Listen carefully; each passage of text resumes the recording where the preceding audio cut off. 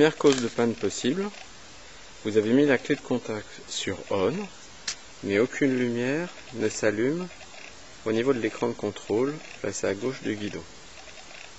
Nous allons commencer par contrôler la batterie. Donc pour contrôler la batterie, je mets la clé sur la position open, je tire la batterie, voilà, je la fais glisser, et à l'aide d'un multimètre, je vais pouvoir contrôler la tension à la sortie de ma batterie. Cette tension doit être comprise entre 21 et 29 volts. Ici, le multimètre est branché sur la batterie et la tension qui s'affiche est de 26,8 volts. Elle est donc bien comprise entre 21 et 29 volts. Donc là, la batterie est bonne.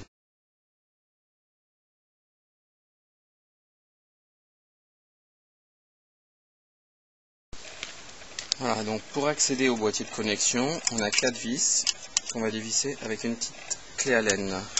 Voilà, donc j'ai contrôlé ma batterie, elle fonctionne. Maintenant je vais contrôler l'interrupteur. Pour ça, j'ouvre le petit boîtier qui est là avec toutes mes connexions.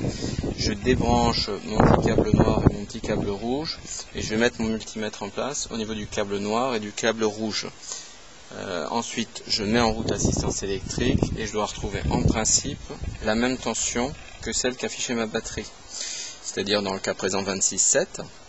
Si jamais j'avais 0 au niveau de mon multimètre, cela signifierait que l'interrupteur est en cause et que c'est lui qu'il faut que je change. Voilà.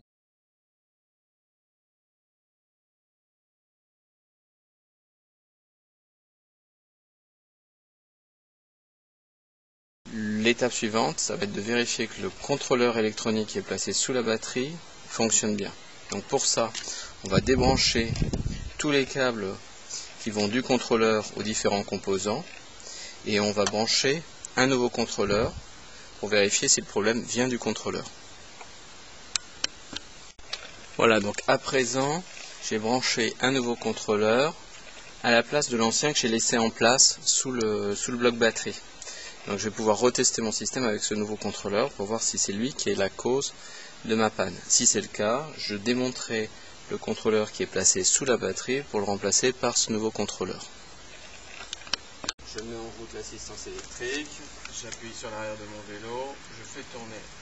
Voilà, hop, mon moteur fonctionne, il ne fonctionnait pas avant, c'est que le contrôleur était défectueux.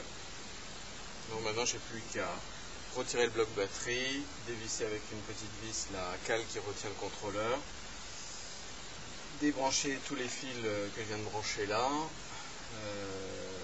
passer mon contrôleur en dessous, passer des fils à l'intérieur, et puis rebrancher les câbles et refermer le petit capot qui est devant, et j'ai un vélo qui fonctionne à nouveau.